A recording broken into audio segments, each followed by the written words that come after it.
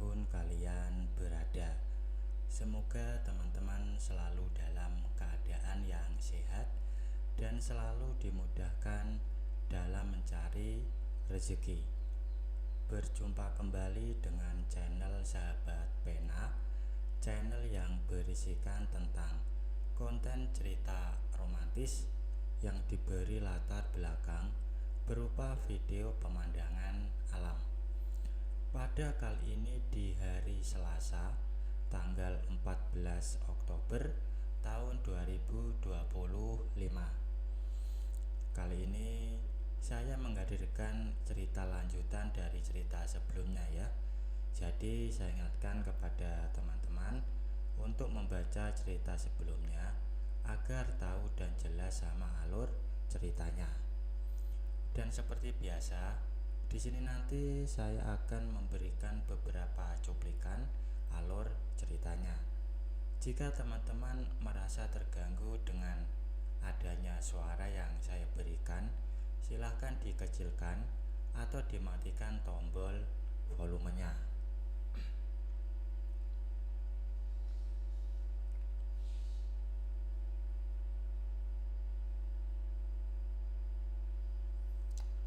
Dan untuk kisah di part kedua ini bermula saat Iman ini mengajak Mbok Imah pergi berbulan madu.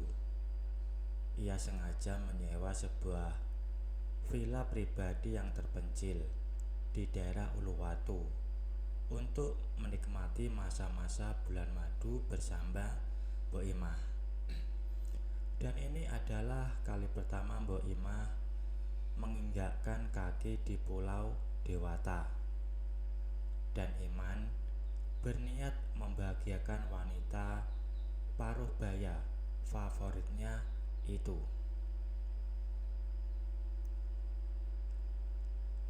Keseharian Mbok Imah apabila keluar dari rumah, ia selalu menggunakan jilbab,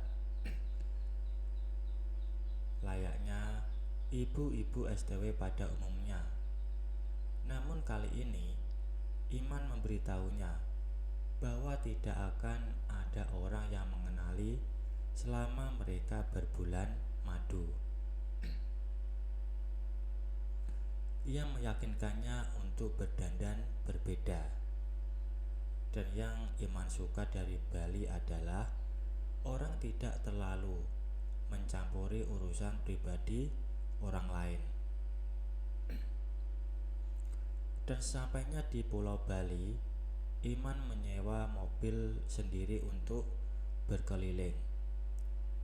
Ia mengantarkan Bu Imah ke salon untuk memotong rambut agar lebih trendy dan makeover penampilannya.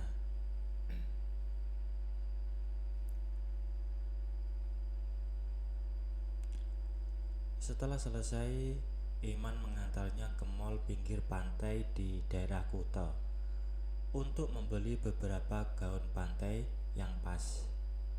Lalu mereka melanjutkan perjalanan ke daerah Jimbaran menuju villa.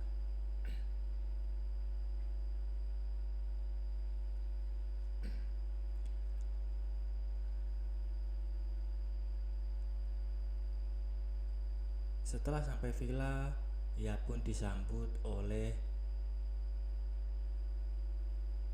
pegawai villa tersebut. Kemudian Iman pun hanya tersenyum melihat Mbok Imah yang dari tadi berkeliling mengagumi setiap sudut villa.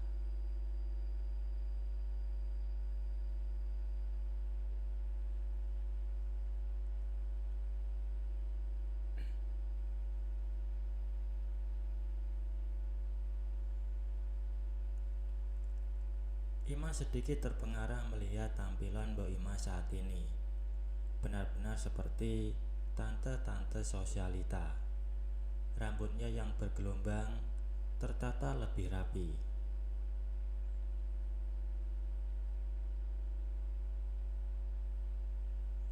Ia pun tersenyum puas, kemudian langsung menggandeng tangan Mbok Imah menuju mobil.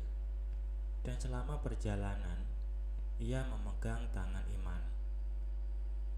Iman merasa benar-benar seperti pengantin baru. Ia banyak bercerita dan bercanda sepanjang perjalanan. Sudah lama Iman tidak merasakan liburan sebahagia itu. Mereka menikmati makan malam seafood di area Jimbaran. Iman meminta pegawainya untuk mengatur meja khusus dengan lilin agar romantis. Sambil menikmati hidangan seafood, mereka menikmati sunset Jimbaran yang indah luar biasa. Pikirannya pun sudah sangat tidak fokus. Ia tak sabar ingin mengajak wanita di hadapannya itu.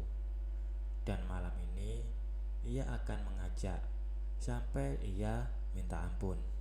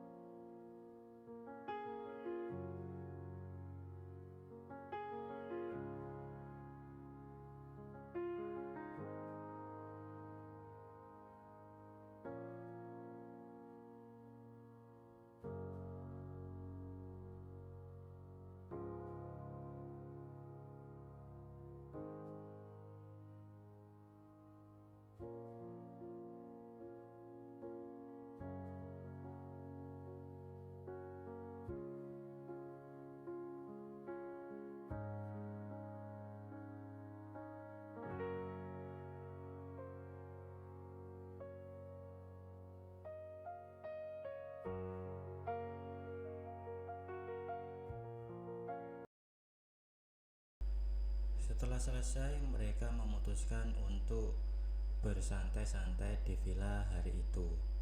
Dan hari itu, Mbok Imah bercerita sepenggal kisah hidupnya saat pertama kali mencoba lagi setelah kabur dari rumah majikannya. Hubungan yang menambah, daftar kepahitan yang terjadi di hidup Mbok Imah. Selepas kabur dari rumah keluarga Deren, Mbok Imah pulang ke kampung di kota M. Dengan berbekal tabungan, ia berhasil membuang hasil dengan Deren. Selain trauma, agar rahasia itu tidak diketahui oleh tetangga, beberapa bulan di rumah Mbok Imah jarang bersosialisasi dengan tetangga, kecuali perlu-perlu banget seperti membeli bahan masakan untuk ia masak. Tidak memiliki pekerjaan sangat menyusahkan kehidupannya. Anak-anaknya pun kurang telaten mengirimi uang untuk kebutuhan di kampung. Tetapi bagi Mbok Imah, untuk meminta mereka secara terang-terangan, ia tidak mau. Mbok Imah paham mereka juga sudah memiliki keluarga dan kebutuhan sendiri. Dan untuk mengirimi Mbok Imah pun, mereka pasti banyak pertimbangan. Suatu saat ketika berbelanja sayuran, Mbok Imah mendengar bahwa bosnya tetangga di kampung membutuhkan asisten rumah tangga untuk mengurusi kos-kosan. Mendengar hal itu, Mbok Imah langsung mengajukan diri untuk melamar. Dan beberapa hari kemudian, Mbok Imah disuruh mengunjungi kos-kosan tersebut untuk bertemu dengan pemiliknya. Setelah mengobrol dengan yang punya kos-kosan, Mbok Imah ketahui bahwa kos-kosan mereka hanya ada 8 kamar yang berisikan mahasiswa dan pegawai biasa. 6 kamar di lantai bawah dan 2 kamar di lantai atas. 1 kamar di lantai atas dibiarkan sengaja tidak disewakan karena dimaksudkan untuk diisi oleh pengurus kos. Singkat cerita, Mbok Imah pun diterima bekerja.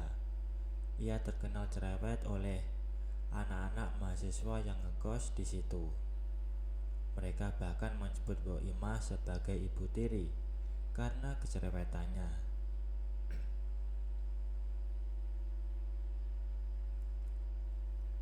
Untungnya ada 1 orang pekerja yang sudah dewasa yang ngekos di situ. Jadi ia bisa curhat-curhat kalau ada masalah sama anak kos yang lainnya. Namanya Eki, pegawai pabrik yang berusia 30 tahun. Orang Bandung yang sudah berkeluarga, tetapi bekerja merantau, meninggalkan istri dan kedua anaknya. Keluarganya ia titipkan di rumah mertuanya, sementara ia hanya mudik 6 bulan sekali. Eki ini memiliki pembawaan yang kalem dan menenangkan. Dan setiap Simbo curhat sama dia, ia selalu meredam dengan nadanya yang ramah dan santun, khas orang Sunda.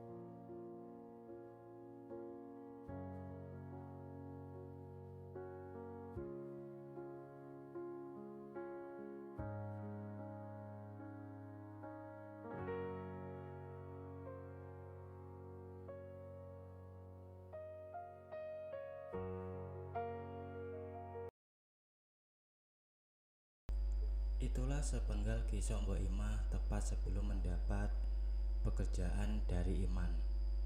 Sebenarnya dengan Iman, Mbok Imah udah niat ingin kerja dengan benar. Namun ia tidak mampu melawan keinginannya sendiri. Melihat Iman yang ganteng, keinginan Mbok Imah pun seperti dipanggil setiap saat. Dan semoga dengan Iman cukup menjadi persinggahan Mbok Imah yang terakhir. Baik teman-teman, mungkin untuk cuplikan ceritanya saya akhiri sampai di sini. Kalau ada salah penulisan maupun perkataan, saya minta maaf yang sebesar-besarnya. Semoga teman-teman dapat terhibur dengan cerita yang kali ini saya sajikan, dan nantikan kelanjutan ceritanya hanya di lain kesempatan. Saya ucapkan selamat beraktivitas dan terima kasih.